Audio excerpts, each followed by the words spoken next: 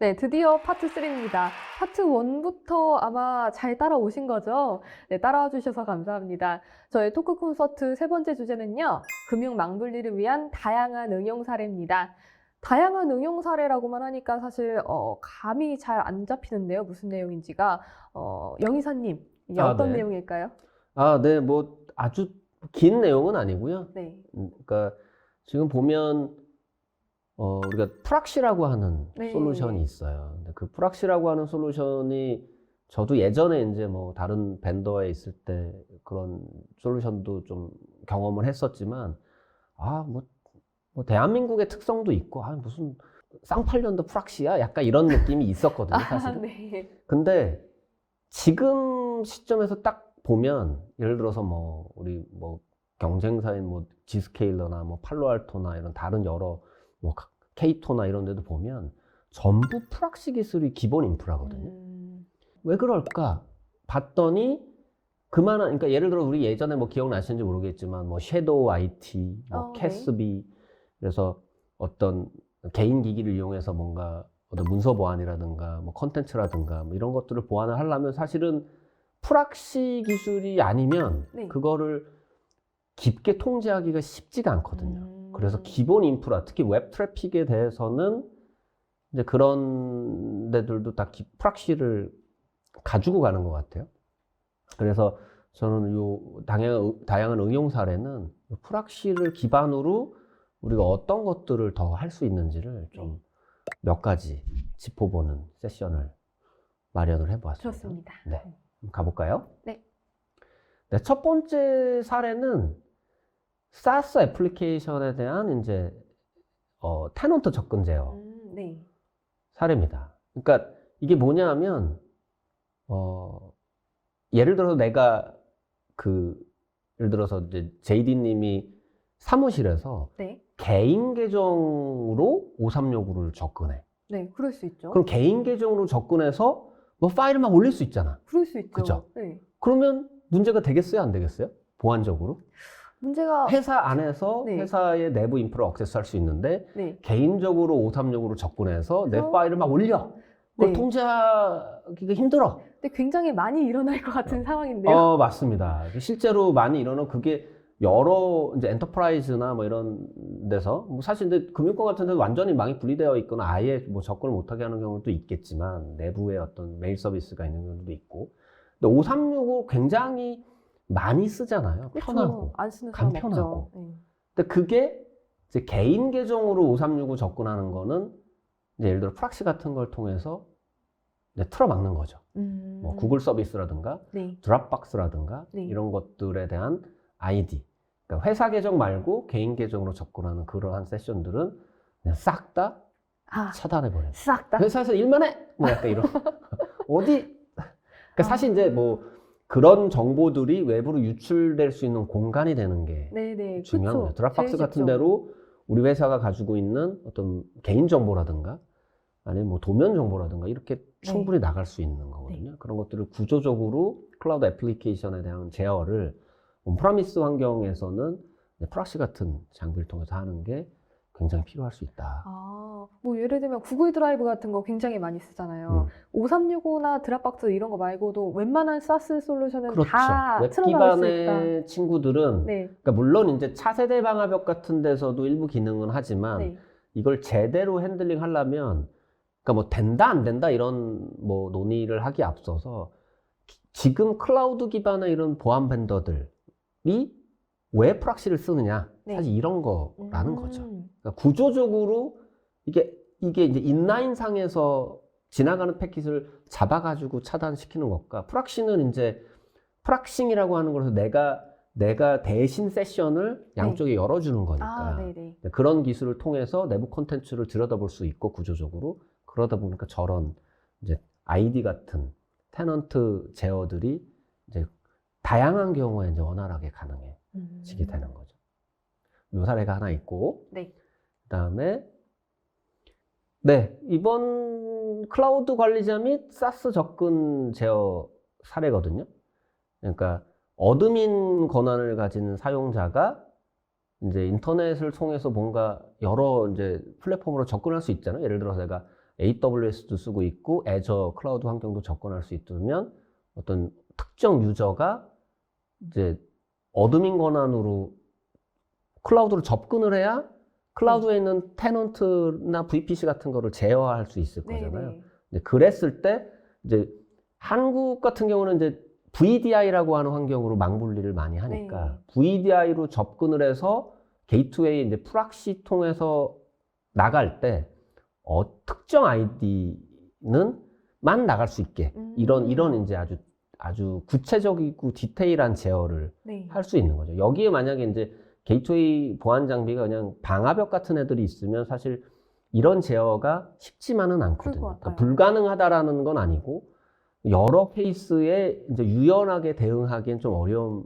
면이 있고 프락시 서비스를 이제 이용을 하게 되면 실제 HTTP의 이제 헤더나 이런 쪽이 아니라 바디, 그러니까 실제 안에 있는 그 데이터 부분을 직접 보고 핸들링을 할 수가 있기 때문에 훨씬 더 다양한 접근 제어를 이제 구현할 수가 있는 거죠. 그럼 이제 로그인을 할 때 아이디 입력하는 그거를 이 프록시가 딱 잡아채서 허용하고 안 하고 할 수 있다는 그렇죠. 거죠. 어떤 아이디로 입력하는 것 자체는 그러니까 허용되어 있지 않은 아이디는 접근 자체를 불허하는 거죠.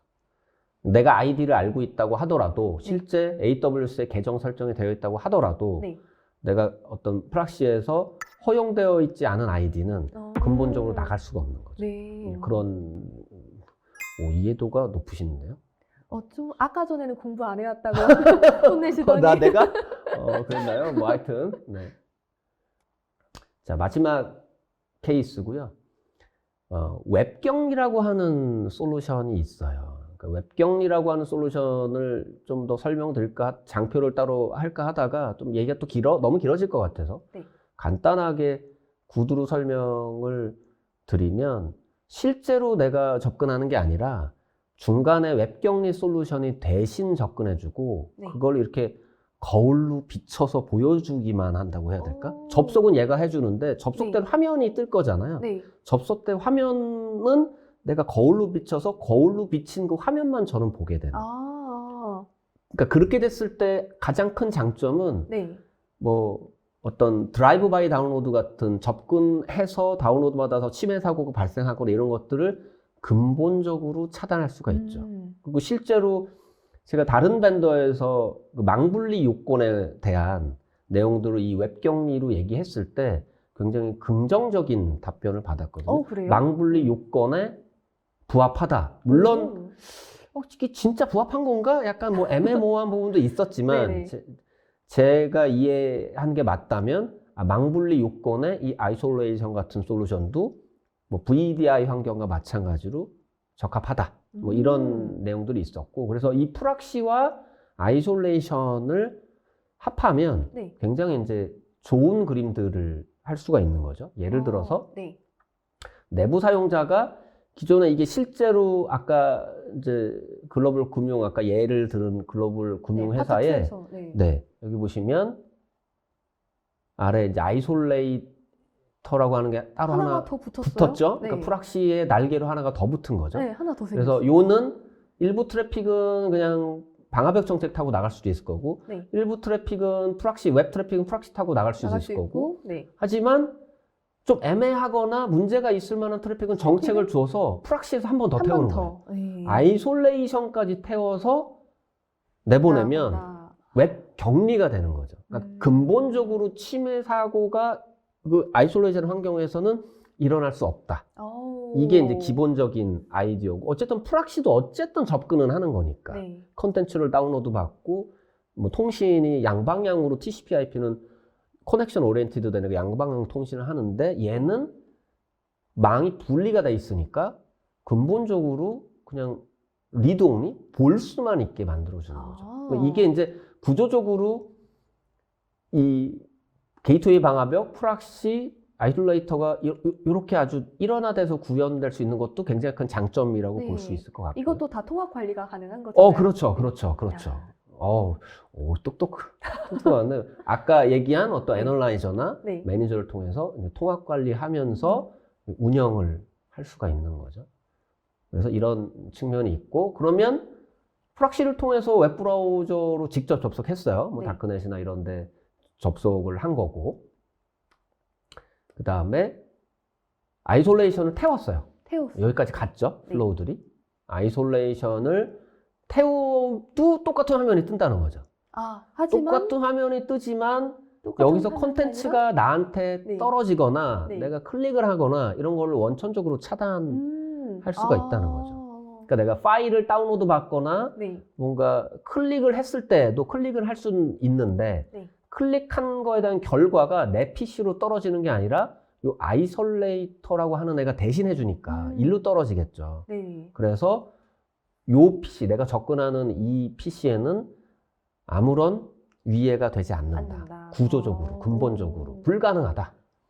그래서 이게 이제 우리 망분리 요건과 굉장히 네. 유사할 수 있는 거죠. 그래서 이거를 조금 더 응용을 해보면 이런 식으로 예를 들어서 우리 파트너사나 바깥에 있나요? 네, 네. 바깥에서 어떤 콜센터나 이런 네네, 직원들이 우리 협력업체나? 내부의 시스템에 어떤 접근해야 될 필요성이 있을 수도 있죠. 있잖아요. 있죠. 이랬을 때 아이디어가 있다면 이렇게 망분리 환경을 거쳐서 접근할 수 있게 해주는 거죠. 물론 여기에 이제 VPN 같은 걸로 일로 붙겠죠. 네. 프락시나 이런 거 붙으면 여기에 그냥 보내주는 게 아니라 아이솔레이션을 태워서 보내주면 컨텐츠나 이런 것들이 망분리되는 환경으로 접근하는 거니까 네네. 굉장히 뭐 재택근무하고 있는 예를 들어 텔레마케팅이나 네. 아니면 뭐 콜센터 직원분들이 내부 시스템 접근하거나 할 때 네. 이런 것들을 이렇게 적용을 해주면 망분리 요건에 부합하니까 굉장히 구조적으로는 좋지 않을까. 그러니까 네. 저도 다른 어떤 뭔가 이슈들의 아주 디테일한 고민은 안 해봤지만 기본적으로 이제 해외 사례나 이런 것들을 봤을 때 이렇게 실제로 쓰는 거에 대한 만족도가 높더라고요. 그래요? 아이솔레이터는. 그래서 한번 좋은 아이디어로 한번 말씀드려봤습니다. 내부 사용자도 통제할 수 있지만 외부에서 사용자. 내부로 우리 리소스에 접근하는 거에 대한 통제도 이런 식으로 가능하다라고 하는 부분은 네, 한번 고민해 볼 필요가 있을 것 같고, 그래서 지금까지 이 프락시와 어떤 웹격리 이런 것들을 이용해서 우리가 어떻게 네. 현재 이제 온프라미스 환경에서 응용할 수 있는지를 네. 좀 간단하게 알아봤습니다. 특히 아이솔레이터 같은 경우에는 특히나 좀 금융권에서 많이 레퍼런스가 맞습니다. 나오는 것 같아요. 그러니까 실제로 이 솔루션들이 뭐 포티넷뿐만이 아니라 다양한 벤더들이 가지고 있습니다. 그리고 이 기술이 이제 클라우드에도 접목되고, 그러니까 기술 자체는 아주 복잡하지 않고, 그리고 보안적으로 매우 우수하기 때문에, 고려해 보시면 좋을 것 같고, 뭐 포티넷의 아이솔레이션 자체에 뭐 어마어마한 강점이 있다기보다는 구조적으로 포티게이트나 포티프락시나 아이솔레이션이 망 구성에 아주 커다란 변경 없이 이런 네. 포티게이트가 구축되어 있는 환경에서 그냥 옆에다가 띡 갖다 날개 붙이면? 붙이듯이 그냥 턱 날개 붙이듯이? 붙이면 되니까 이제 그런 이제 큰 강점은 네. 있겠죠. 네, 이렇게 파트 3 금융 망분리를 위한 다양한 응용 사례까지 살펴봤고요. 프록시랑 아이솔레이션, 그러니까 이 시큐어 웹 게이트웨이랑 아이솔레이터까지 연동하면 어떤 장점이 있는지 알아봤습니다.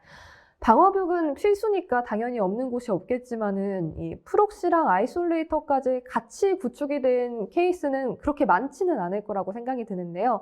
한번 같이 고려해보면 좋으실 것 같습니다. 네, 그럼 보안 토크 콘서트 파트 1, 2, 3는 다 이렇게 끝났고요. 마지막으로 금융권 고객분들께서 직접 주신 질문들을 저희가 모아봤습니다. 저희가 그 질문들에 대해서 Q&A 타임도 가져볼 예정인데요. 저희 Q&A까지 잘 따라와 주시기 바랍니다.